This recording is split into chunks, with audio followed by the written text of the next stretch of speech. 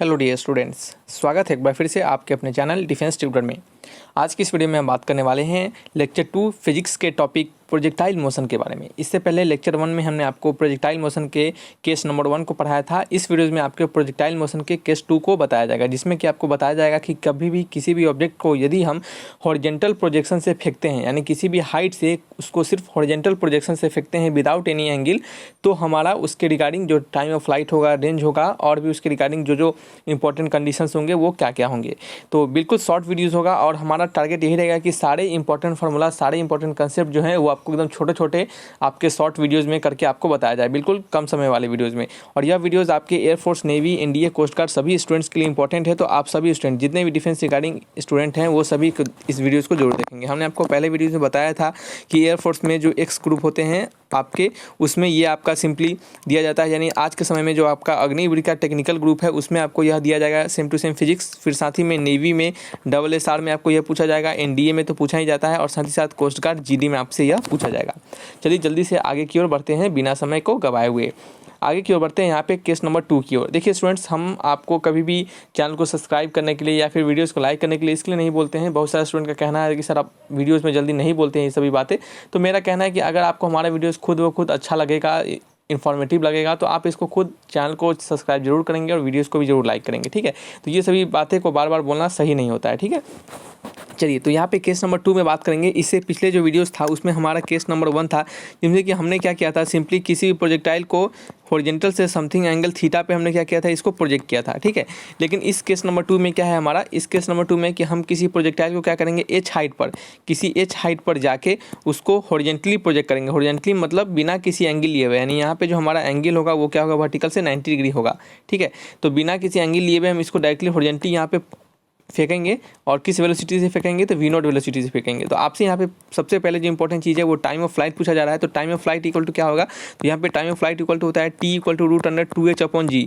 हालांकि ये कैसे आता है, यदि हम आप इसके बारे में बात करें तो थोड़ा सा समझिएगा। देखिए एस इक्वल टू क्या होता है, UT plus half of AT² होता है। आपने ये फॉर्मूला पढ़ा है। देखिए अगर हम सभी को एलिब्रेट करके बताएंगे तो फिर से ये वीडियोज़ लंबा ही पड़ जाएगा, लेकिन चलिए थोड़ा सा आपको समझा देते हैं ताकि आपको प्रॉपर रटने की जरूरत ना पड़े, ठीक है, आपको थोड़ा समझ में भी आए अच्छे से।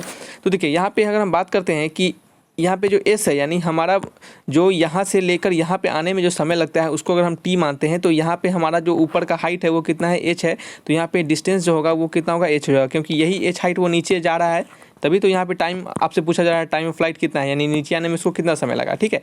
तो एच इक्वल टू क्या हो गया, इनिशियली जो हमारा वेलोसिटी है वाई डायरेक्शन की ओर, वो क्या है हमारा 0 है। आप देख सकते हैं कि ये सिर्फ वेलोसिटी हमारा एक्स डायरेक्शन की है, और यहाँ पे जो वेलोसिटी वाई डायरेक्शन की ओर है वो क्या आपका 0 है। Velocity in the Y direction क्या आपका, चलिए तो आगे बात करते हैं कि वेलोसिटी हमारा वाई डायरेक्शन में क्या है, वो आपका यहाँ पे 0 है, ठीक है। समझ में आ रहा है आपको। तो चलिए इसको क्या करते हैं, इरेज करते हैं, और इसके सारे PDF आपको कहाँ पे, टेलीग्राम चैनल पे मिल जाएंगे। लिंक टेलीग्राम के डिस्क्रिप्शन बॉक्स में दे दिए गए हैं। तो यहाँ पे एच इक्वल टू क्या हो जाएगा, UT हमारा 0 हो जाएगा। क्यों 0 हो जाएगा, क्योंकि ये जो हमारा UT है ये इनिशियल वेलोसिटी हमारा 0 है। फिर साथ ही साथ क्या हो जाएगा, हाफ ऑफ, ठीक है, और हाफ ऑफ AT²। यहाँ पे ए क्या होगा आपका, देख सकते हैं कि जब भी हमारा कोई बॉडी को प्रोजेक्टाइल मोशन की तरफ फेंका जाता है तो वहाँ पे जो एक्सेलरेशन एक्ट करता है वो हमारा क्या एक्ट करता है, वो हमारा acceleration due to gravity G act करता है। तो यहाँ पे ए की जगह पे क्या डाल देंगे, G डाल देंगे, और टी की जगह पे सिंपली T² रहने देंगे, और इसी को हम टाइम ऑफ फ्लाइट माने हैं, ठीक है। तो यहाँ से अगर हम टी का वैल्यू को फाइंड करें, यहाँ से अगर हम टी को निकालें तो टी इक्वल टू क्या हो जाएगा हमारा, √, ये 2 ऊपर चला जाएगा एच के साथ, और नीचे क्या हो जाएगा, G हो जाएगा। तो यहाँ से हमारा फॉर्मूला बन के आता है T इक्वल टू √2h/g, ठीक है। तो इस तरह से हमारा टाइम ऑफ फ्लाइट निकलता है। उसी तरह बात करते हैं रेंज के बारे में। रेंज इन द सेंस मतलब आपका ये जो रेंज है आर का वैल्यू, इसके बारे में कि इसे हम कैसे फाइंड करते हैं। तो इसके निकालने के लिए हम क्या करते हैं, नेक्स्ट पेज को लेते हैं, आपको अच्छे से समझाते हैं, ठीक है। तो चलिए बात करते हैं यहाँ पे हॉरिजॉन्टल रेंज के बारे में। अब देखिए यहाँ पे रेंज कैसे निकलेगा, रेंज मतलब आपका ये जो वैल्यू है यह हमारा रेंज कैसे निकलेगा। तो सिंपल सा बात है कि अगर हम बात करते हैं रेंज के बारे में, तो रेंज के रिगार्डिंग अगर हम डिस्टेंस को क्या मानते हैं, एस इक्वल टू क्या मानते हैं, आर मानते हैं। यहाँ पे जो हमारा इनिशियल वेलोसिटी है रेंज के रिगार्डिंग वह क्या है, तो वो हमारा V इक्वल टू, यानी एक्स के अलॉन्ग V इक्वल टू क्या हमारा V0 है, ठीक है। अगर ए की बात करें तो एक्सेलरेशन क्या है हमारा 0 है। क्यों 0 है, क्योंकि एक्स डायरेक्शन में हमारा कोई एक्सेलरेशन यहाँ पे एक्ट नहीं कर रहा है। अच्छा एक बात करते हैं, एक और काम, यहाँ पे एक्चुअल में यहाँ पे एक्स हम ऊपर हाइट से ऊपर फेंक रहे हैं, तो यहाँ पे हम इसको एक्सेलरेशन जरूर कंसीडर करना पड़ेगा हमें, ठीक है। तो यहाँ पे हम एक्सेलरेशन को G कंसीडर कर लेते हैं, ठीक है। अच्छा एक और बात यहाँ पे हमें कंसीडर करना पड़ेगा, चूँकि हम पूरा पूरी यहाँ पे x के अकॉर्डिंग ही ले रहा है, यानी पूरा पूरी हम अगर x के अकॉर्डिंग ले रहे हैं तो अगर हम बात करते हैं कि ये जो हमारा g है वो किधर एक्ट कर रहा है, तो ये हमारा सिंपली y डायरेक्शन की ओर एक्ट कर रहा है। अगर हम बात करते हैं x डायरेक्शन में, तो x डायरेक्शन में हमारा कोई एक्सेलरेशन यहाँ पे एक्ट नहीं कर रहा है, तो यहाँ पे हमें क्या लेना पड़ेगा, यहाँ पे हमें x इक्वल टू क्या लेना पड़ेगा, 0 लेना पड़ेगा। ठीक है, चलिए आगे हम बनाते हैं। यहाँ पे आपने पढ़ा है कि v इक्वल टू क्या होता है, u प्लस ए टी। ठीक है, v इक्वल टू होता है हमारा u प्लस ए टी। अगर हम बात करते हैं इनिशियल वेलोसिटी के बारे में, तो इनिशियल वेलोसिटी हमारा क्या है आपका, वो v नॉट है। तो हमारा एक और यहाँ पे काम किया सकता है, हमें रेंज निकालना है, तो इस फॉर्मूला की यहाँ पे हमें ज़रूरत नहीं पड़ेगी। रेंज निकालने के लिए हम क्या कर सकते हैं, यहाँ पे v S equal to U T plus half of A T square अगर लेके चलते हैं तो देख सकते हैं कि यहाँ पे रेंज निकलेगा क्या नहीं निकलेगा।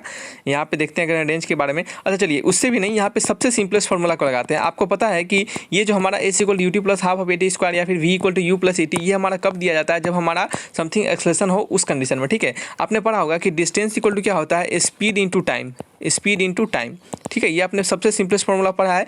आप देख सकते हैं कि जब हमारा एक्स के अलोंग कोई हमारा जब ही हमें एक्सेलरेशन ही नहीं पता है, यानी कहने का मतलब है कि जो एक्स के लॉन्ग हमारे पास कोई एक्सेलरेशन ही नहीं है जब, तो हम यहाँ पे simply distance equal to speed into time का फंडा लगा सकते हैं। तो डिस्टेंस यहाँ पे क्या हो जाएगा, हमारा आर हो जाएगा, जो कि हमें यहाँ पे निकालना है, यानी यही हमें निकालना है जिसको कि हमने आर माना है।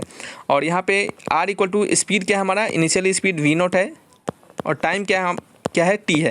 आप खुद से सोच सकते हैं कि यहाँ से यहाँ तक आने में जो समय है और यहाँ से यहाँ आने में जो समय, ये दोनों समय एक ही होगा। क्यों, क्योंकि दोनों हमें टाइम ऑफ फ्लाइट के बारे में ही बताएगा, यानी जब कोई ऑब्जेक्ट यहाँ से यहाँ आ जाए या फिर कोई ऑब्जेक्ट यहाँ से यहाँ आ जाए, दोनों एक ही बातें हो जाएगी। ठीक है, तो इस कंडीशन में हमारा जो टाइम होता है वो हमें पता होता है, वो हमें क्या पता होता है, तो 2h/g होता है, यानी √2h/g होता है।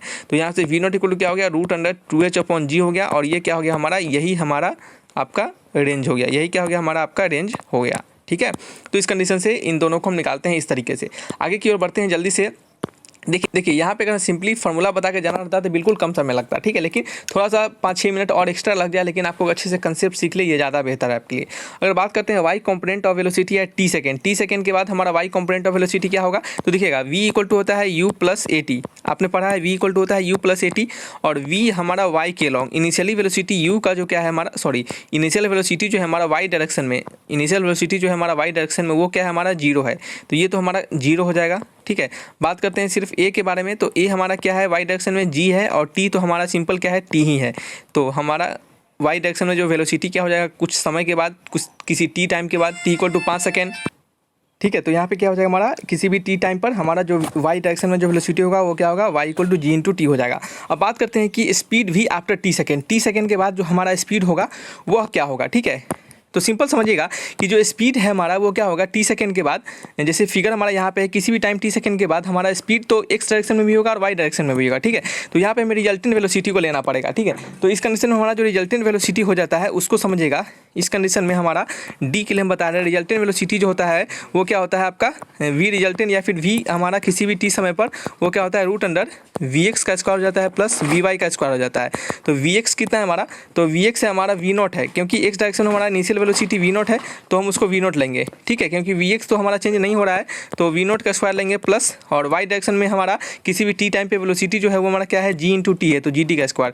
ये vx को हमने v नॉट ही क्यों लिया है, ये vx इक्वल टू हमने v नॉट इसलिए लिया है क्योंकि किसी भी समय पर हमारा जो y डायरेक्शन के x डायरेक्शन के अलोंग का जो वेलोसिटी है वो चेंज नहीं हो रहा है। ठीक है, इस कारण से हमने ऐसा लिया है। अगर हम बात करते हैं, अगर आपसे पूछे कि ये जो हमारा tan थीटा है, यानी यह जो हमारा किसी भी टाइम t पर जो हमारा फाई बन रहा है वो फाई कैसे निकलेगा, तो समझिएगा यहाँ पे कि हमारा यहाँ पे अकॉर्डिंग टू क्वेश्चंस में जो हमने फिगर बनाया है वहाँ पे फिगर में दिया गया है इस प्रकार से हमारा वेलोसिटी है जो कि वाई डायरेक्शन में है, इस प्रकार से हमारा v है, इस प्रकार से हमारा vx है, और यहाँ पे हमारा फाई है। तो यहाँ से हम फाई निकालने के लिए क्या कर सकते हैं, tan फाई इक्वल टू क्या होता है v ऑफ y अपॉन क्या होगा v ऑफ x हो जाता है। ठीक है, tan ऑफ फाई क्या हो जाएगा v of y upon v of x, यहाँ पे डायरेक्टली हमने लिख दिया है ताकि आप इसको रिमेंबर कर सके इस कारण से।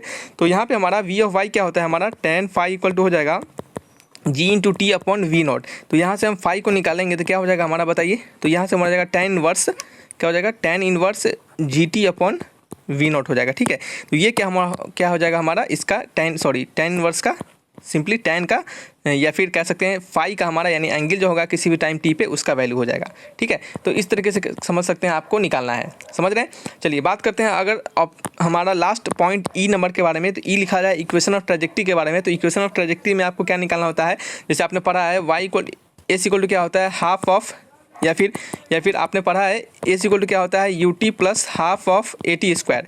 ठीक है, तो एक काम करते हैं, इसको हम पिछले नेक्स्ट पेज में बना के दिखाते हैं ऑप्शन नंबर ई के लिए, सॉरी पॉइंट नंबर ई के लिए। तो पॉइंट नंबर ई के लिए यहाँ पे आपको बता देते हैं। देखिए आपने पढ़ा है ए इक्वल टू होता है हमारा यू टी, या फिर ऐसे लिखते हैं you T plus half of A T square. Initial velocity तो हमारा जीरो हो जाएगा, तो ए इक्वल टू क्या हो जाएगा half of A into T square. ठीक है, ए इक्वल टू क्या हो जाएगा, ये जो हमारा ए है यहाँ पे एक्सेलरेशन ड्यू टू ग्रेविटी के कारण हमें क्या लेना पड़ेगा, ए को माइनस जी लेना पड़ेगा, क्योंकि वो नीचे की ओर डाउनवर्ड एक्ट कर रहा है। ठीक है, तो यहाँ पे हमारा इक्वेशन ऑफ ट्रेजेक्टरी जो होगा उसको हम एस को यहाँ पे हम वाई मानेंगे, तो y इक्वल टू क्या हो जाएगा हाफ ऑफ ये ए को हमने माइनस जी लिया, तो माइनस पीछे कर लिया हमने, और टी का वैल्यू क्या है हमने निकाला था, टी का वैल्यू हमने निकाला था यहाँ पे 2h अपॉन जी निकाला था। क्या निकाला था, 2h अपॉन जी निकाला था। तो इसको हम यहाँ पे क्या लिख देंगे, ठीक है, तो हमने क्या लिख देंगे यहाँ पे 2h अपॉन जी लिख सकते हैं। तो एक ये भी हमारा फॉर्मूला बन सकता है, लेकिन अगर आप समझिएगा हम अगर एक्स डायरेक्शन के लॉन्ग बात करेंगे तो एक्स इक्वल टू क्या हो जाएगा हमारा, X equal to V into T हो जाता है, यानी वी नॉट इंटू टी हो जाता है अगर हम सिंपली एक्स डायरेक्शन के लॉन्ग के वेलोसिटी के बारे में बात करते हैं तब। ठीक है, तो हमारा यहाँ पे अगर हम इस कहाँ पे गया, यहाँ पे जो हमने डाला है ये जो 2h अपॉन जी है, ठीक है, काम कर सकते हैं यहाँ पे एक्स टी को हम क्या लिख सकते हैं, टी को लिख सकते हैं एक्स अपॉन वी नॉट। ठीक है, तो यहाँ पे हमारा इस वाले इक्वेशन से हम क्या करेंगे, यहाँ पे समझिएगा, इस वाले इक्वेशन से क्या करेंगे हम y इक्वल टू लिख देंगे हाफ ऑफ ए की जगह पे लिख देंगे g माइनस पीछे आ जाएगा, और t की जगह पे लिख देंगे एक्स अपॉन वी नॉट। ठीक है, उसका स्क्वायर, तो ये क्या हो जाएगा हमारा half of minus times of half of G into X square upon V naught का स्क्वायर। हमारा यही आपका दिया गया है क्वेश्चन में, यही आपको जो हमने पॉइंट बताया है उसमें आपको लिखा गया है, और यही आपको क्या करना है, रिमेंबर करके रखना है। ठीक है, देख सकते हैं यहाँ पे सेम टू सेम हमारा यही आ गया। तो इस तरीके से क्या कर सकते हैं आप इसको सिंपली समझ के निकाल सकते हैं, खुद से रटने की जरूरत नहीं है। चलिए रखते हैं इस वीडियो को यहीं पे, मिलेंगे नेक्स्ट वीडियोज़ में, और आपको अच्छे से समझ में आया होगा, जो भी कंसेप्ट है, जो भी हमने यहाँ पे फॉर्मूला दिया है आपको अच्छे से समझाया है, सिंपली आपको रखने के लिए नहीं कहा है। ठीक है, तो चलिए रखते हैं इस वीडियो को। Thanks for watching my video, तब तक के लिए बाय बाय।